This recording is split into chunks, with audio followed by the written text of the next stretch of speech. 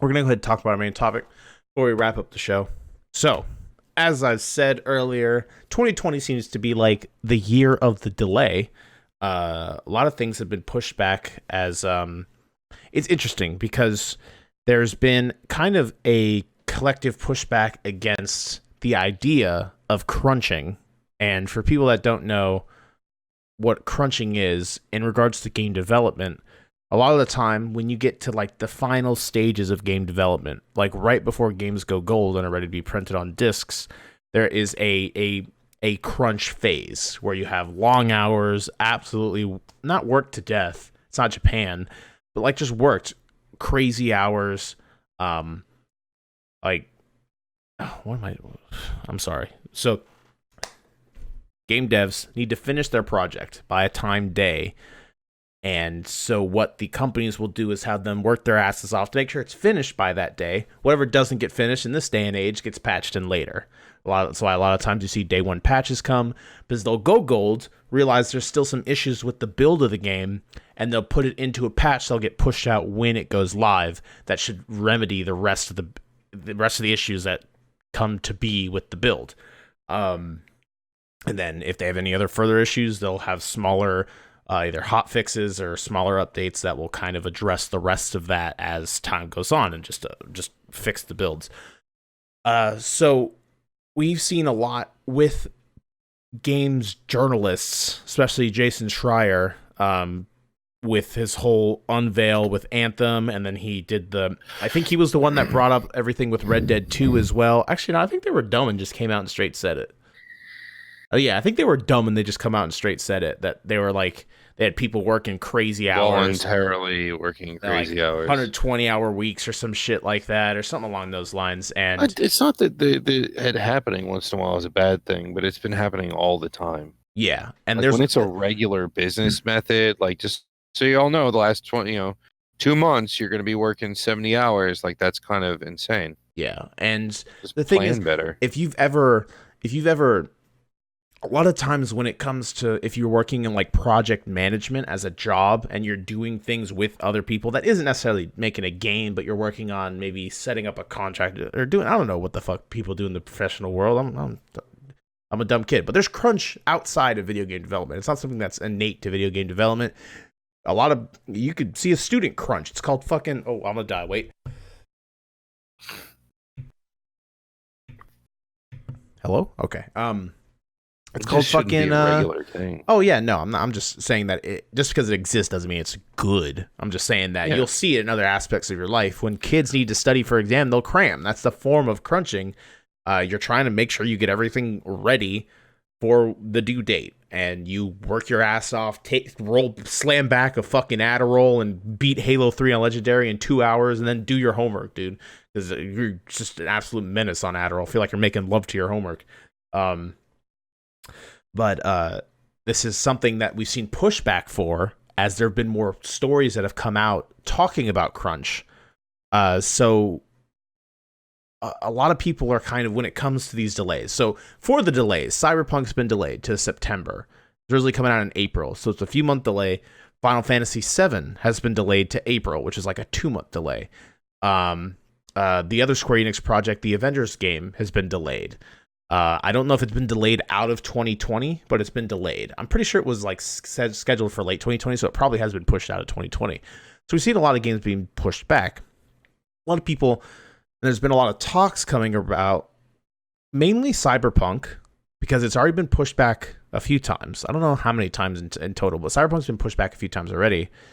And people are starting to wonder, like, hey, what's going on? Now, so, like, Project Red has come out themselves and said that they're just trying to, again, further polish the game, making sure it's a good experience. Some people have come out and thought, okay, they're having issues getting the games to work on, like, base consoles. Because if you think about it, the Xbox One is a very weak console. Like, a lot of times it can't even make 1080p. They're sitting in, like, 720 or 9 something for their games, because it's such a weak fucking console. It's really weak.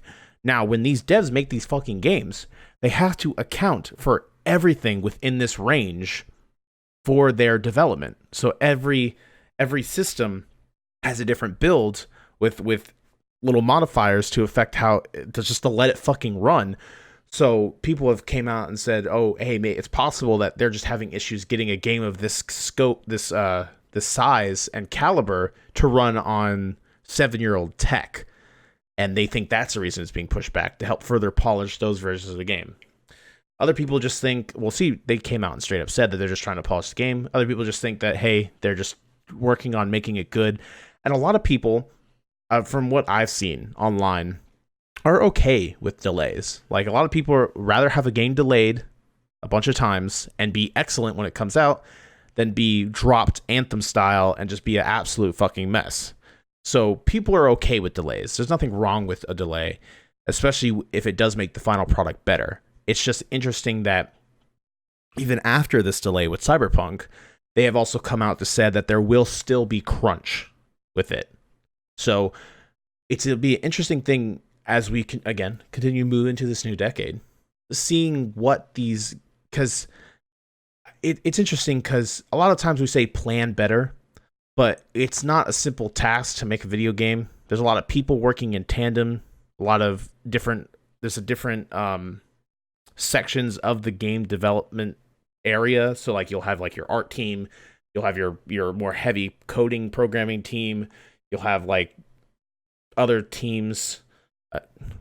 Hear me out, okay? I'll have other teams, and they're all working in tandem with each other to make sure that this product is all packaged together nicely for the people that will eventually play the game. So you're not just dealing with the fact that you're making something huge, you're dealing with other people, you're dealing with if you do have a publisher, you're dealing with them constantly pressuring you to get out on a certain date so they can make back so investors can make back whatever money that's been poured into this project. There's so many elements at play, so many people working in tandem to get this finished product out to the masses, that there's always, I feel like it's going to be very interesting seeing what they do to combat crunch, because there's been such a huge pushback against crunch and crunch culture. I don't know in what way they'd have to, I'm trying to think, like they'd have to make release dates non-existent to remove crunch.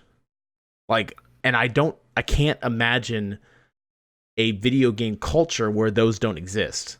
Because then how do you generate hype for your game? Because they'd have to make it where the release date is so loosely defined that these people can work at their own pace without being crunched to a day.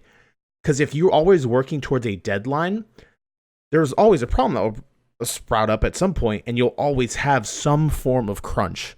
Now, they'll definitely not be as bad. Just because the word crunch is there doesn't mean these people are being worked to death.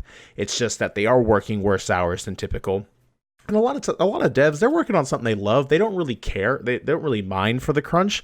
It's when it gets into the extreme areas, like Anthem, you got people crying and shit like that just don't know what to fucking do because they're stuck in this little hellhole trying to make this game that has no vision whatsoever. But just because crunch exists doesn't always mean that these people their health is at risk.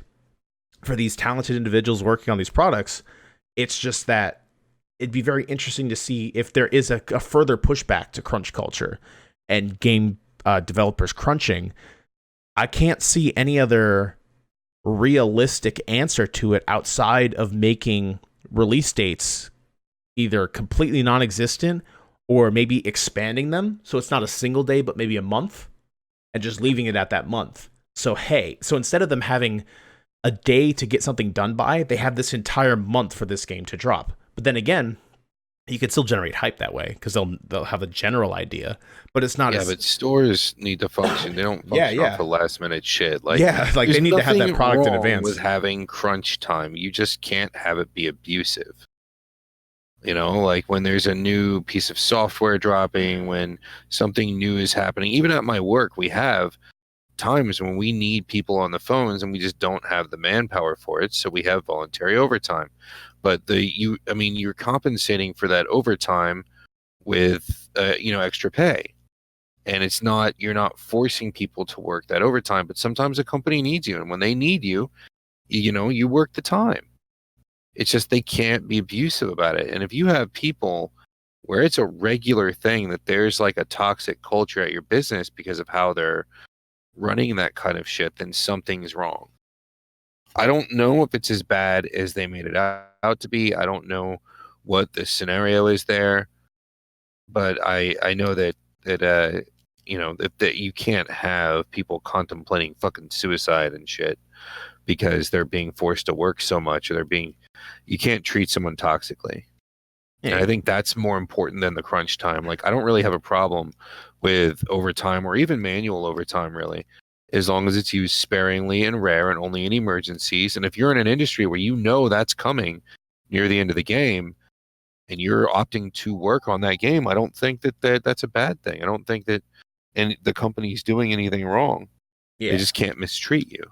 Yeah, or maybe even having it, and I don't know again the like the hierarchy or how these companies are established, like how they have like project leads and shit like that. Maybe having something along the lines of what you're saying, where maybe there's a group of freelancer. I don't even know, because even that sounds crazy. But having a group of people that, hey, we're moving into crunch, so everyone is limited. Everyone at minimum will work their typical hours, but we're not forcing any of you to stay to crunch. But if we can, or maybe like a confirmation for crunch time, like, oh, hey, we're going to move into crunch, so we're going to be rallying people to assist in crunch. You'll get overtime, you'll get your benefits, we'll have amenities here to help you guys out while you're doing your crunch time.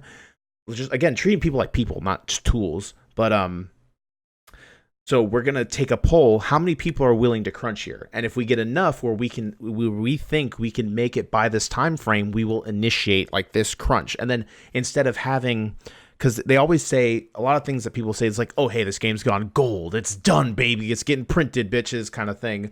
Maybe they'll have more things like that where they'll come out and be, hey, guys, we're moving into crunch. So you'll have an idea still that the game is nearing the final processes. And again, there's just a negative connotation with crunch in general, just from the light we've seen it in, and that it also can take a change of perspective from the community looking at this, that it's not always the worst thing. Like, as long as these people are being cared for, like if they do show, hey, we have amenities, we'll have areas for these people to kind of chill. They're not going to be crazy blasting out their asses to get this game done, but maybe announcing a crunch time. Hey, we're moving to crunch. We're able to gather this many people that will be willing to do it. They'll be doing overtime. There were some that had families to attend to, so they won't be doing it, and they'll just be working their typical hours.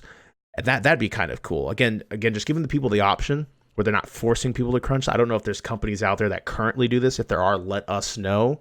We're as we always do. We're just spitting out our ass. So I've worked with several places that did like voluntary overtime when it was important and shit like that. I don't see why a video game company couldn't. And even then, even for like manpower, it'd be interesting because there's a lot of people that freelance do stuff, but again, that'd be kind of weird, like pulling someone in so late on a project.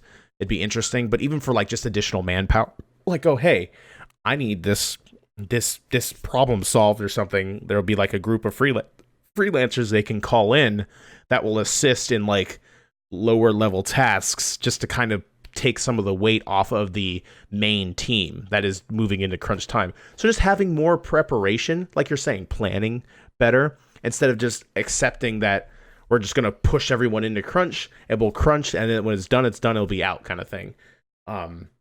Having more well, I have a friend of mine that has done a fair bit of work with he's worked for EA, Tiburon, the sports development and whatnot. He worked on the Lord of the Rings games that were released on GameCube and PS2 when he was real young, when he first started, and he was always contracted. Like, everything he did was contract work. Like, he never was full-time for any of them. Yeah, from what I've heard, a lot of video game development is contract work. You'll sign a contract with a company, you'll work for them for this project, and then after that, depending on how it went, sometimes you can secure a spot in the company as one of their main team, or you'll go back out and then go back to freelancing and find another contract with a different company. I've heard a lot of that too. And then you can move up, maybe become like a director, and then if your name's large enough, you can establish some kind of foothold somewhere. But I've heard a lot of that too, where a lot of people will come in, they'll be contracted for a project, and when it's done, they'll just leave, and then they'll get their pay and then fuck off, kind of thing. Yeah, they do that to a lesser extent in Japan. In Japan, when you go to work for a business, it's like the whole idea is you're going to work there it's going to be a life thing. It isn't until the last, like, say 20 to 40 years, where it's slowly been changing into, jumping around, working here, then working there, then working here. That's why in a lot of anime you see characters in these dead end jobs and they don't leave, because it's just a mentality that you take a job, and it's kind of like America used to be that way. Yeah. In the 40s and 50s, if you started working at a gas station, your goal was to stay there until Make a name for yourself in that company you or ran whatever. it. Yeah, like that kind of thing. Like that was a common practice, was to pick one place and just kind of work out from there. Yeah. I mean, I don't think that's ever been the only mindset, but that's definitely that was definitely a common one. I've heard a lot of old people, okay, boomer, fucking talk about that kind of shit. I want to know what the fuck that means. It doesn't make any sense. It's a meme. And It every has time nothing. It has nothing to boomers do. are like in their 80s. Yeah. It Like, has nothing what the to do fuck with. It has nothing to do with actual baby boomers. It's just the idea that if you're older and you share a different mindset than the person, it's just just something they throw out, like okay, boomer kind of thing. It has no. God, it it's has so retarded. Bro, every time I say it, Google pops up and they're like, "What'd you want to search?" I'm like, "No, I'm telling someone to fuck off because they're 2 years older than me." Hey, boomer. Yeah, no, my Google doesn't do shit. I don't know. Maybe it's the way My Google I say Home it. just fucking ignores me. Oh. Hey, Google, what do you think about the meme "Okay, Boomer"? Sorry, don't know how to help with Yeah, Google doesn't know how to help with that. She's confused. Okay, good. Well, just leave her as the fart machine. Don't do anything else. Just let her do her thing. I don't want to tax her too much, Yeah. Well, you got a limit to your daily farts. But yeah. Again, as much as we've seen it push back to crunch, a lot of people think that if a game is delayed, it's like, okay, hey, they won't have to crunch anymore. That's not necessarily the case. There'll always be some form of crunch. It's just understanding that crunch in and of itself is not bad. It's when crunch is taken to an extreme, like most things in life. If some things in and of themselves are not bad if they exist, it's when they are abused that they become a problem. So just understanding that the word itself does not spell death for the company or the people behind it. It's just the fact they're going to have to work a little bit harder to make sure that it gets out on the day. And a lot of companies have come out and said there will almost always be crunch. Project Red's pretty open about their hours that their staff works and stuff like that. And even then, they've come out, yes, they're like, to some degree, yeah, we'll have it.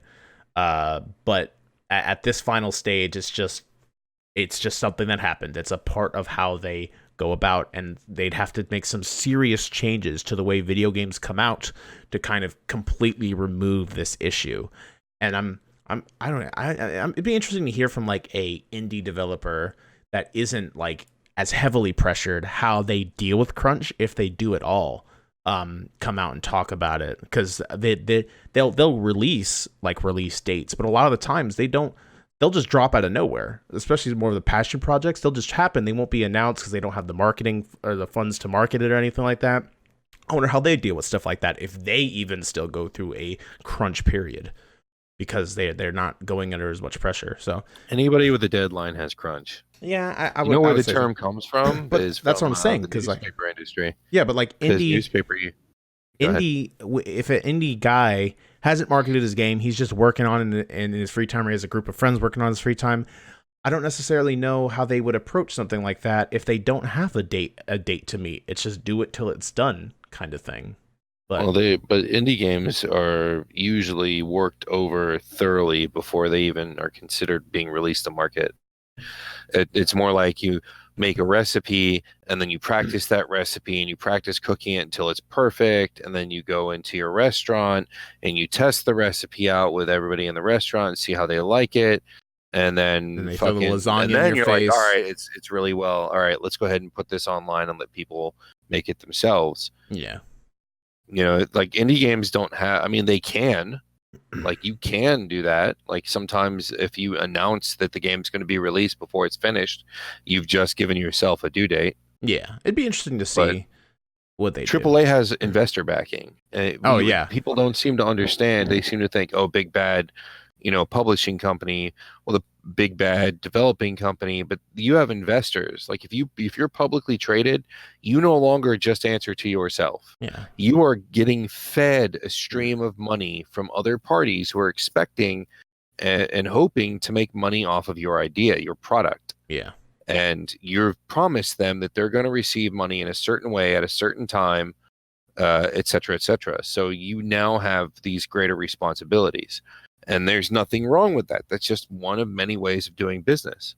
Yeah, and there's a lot of businesses outside of video games that operate in that same manner. It's just they're not, the products that they're creating a lot of the time aren't these huge like huge amounts of labor that they have to put into making something like this. You also have to talk about our community. You know, our community is very reactionary.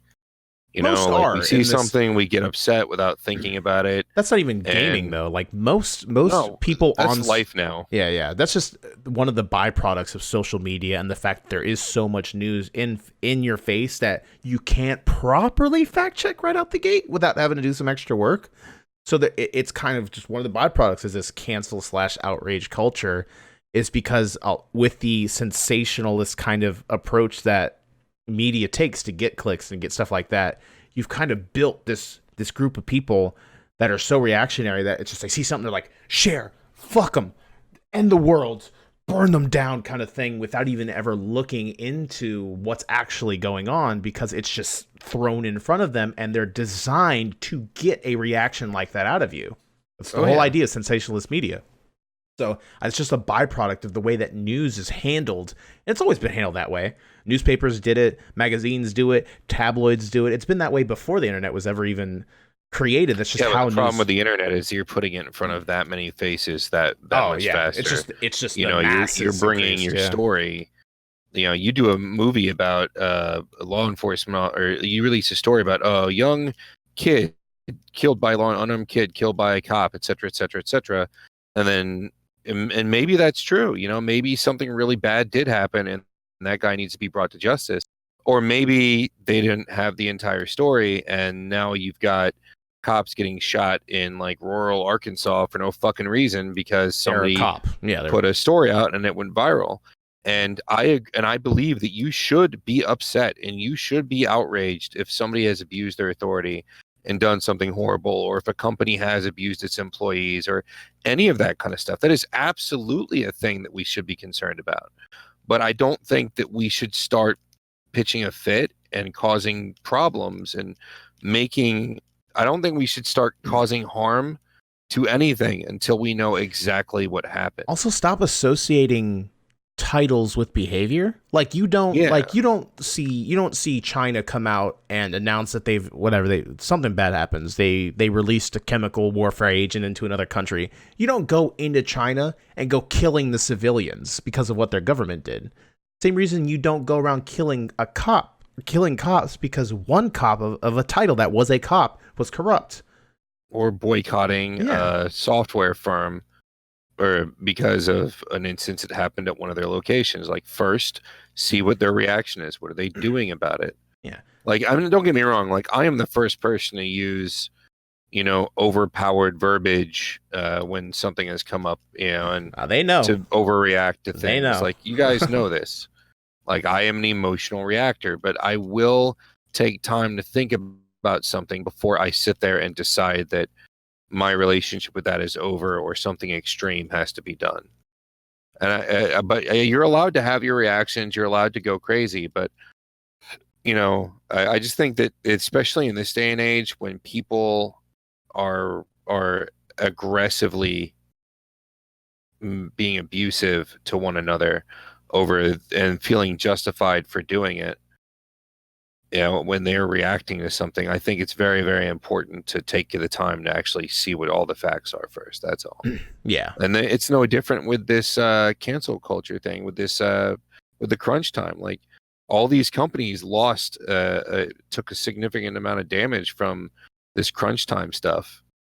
And how much of it was accurate and how much of it wasn't justified. And do we honestly know how they were treating people? Like, that's something that's important.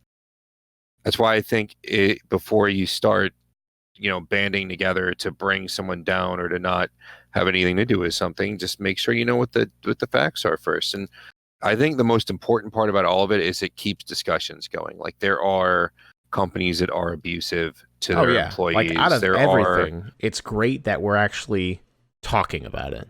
That crunch is in the minds of people where before it wasn't even a thought. But now with the way that it's been brought to light in the media, that more people are aware of it.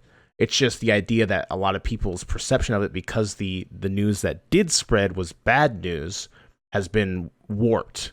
So again, like you're saying, take the time to fully understand what it entails, and that the fact that it's not always like just bad in nature. There can be good cases and bad cases of it if it's abused. So yeah, you're 100% right. It's been, I think overall it's probably been beneficial, because you got some companies that maybe weren't doing everything they had to, or weren't doing everything they should have been for their employees, during crunch time. And then this becomes a big thing, and they're like, shit, well, we don't want bad PR. Let's go ahead and reassess our situation, make sure we're doing what we should be doing. So maybe it's gotten better. I mean, I haven't checked with Chad in a while, but it's just funny. His name's fucking Chad. It kills me. Yeah. I keep asking him if he's going out with a girl named Becky. He's like, shut up, dude. But to be fair, it's Chadwick, not Chad. Well, I'm glad it's actually named Chadwick by his horrible parents. Yeah, I know, right? Imagine being a kid. Nobody wants a fucking name Chadwick. Imagine being that. That sounds like a fucking Pokemon, dude. Chadwick. Yeah. So he's not. I don't know if being a Chadwick, if that prevents you from being a true Chad or not. No, you're always a true Chad, as long as someone refers to you as Chad. Yeah. Yep. All right. Well, he's fucked then. Well, I'm still excited to get my hands on all these games. Interesting, because of all this, it spread them out. So now because before everything was within a few weeks of each other, I was kind of scared. But now, hey, it's kind of free reign. I might actually pick up Final Fantasy VII now, and since Cyberpunk's much later in the year and stuff like that, so hey, it's good for us, kind of, because now they're more spaced. So kind of cool. But yeah, let us know what you guys think of crunch, what you know of crunch, if you know someone that works in the industry and how their experiences with crunch and stuff like that. We only know what the news tells us. So, and what some ways you guys think that we can help to further eliminate crunch, or if you think it's just okay to have and exist as long as they don't abuse it. Let us know. Again, Discord, Twitter, Facebook, hang out with us and give us your ideas, and just love to further that conversation to you guys. Anything else before we wrap it up, Shawn?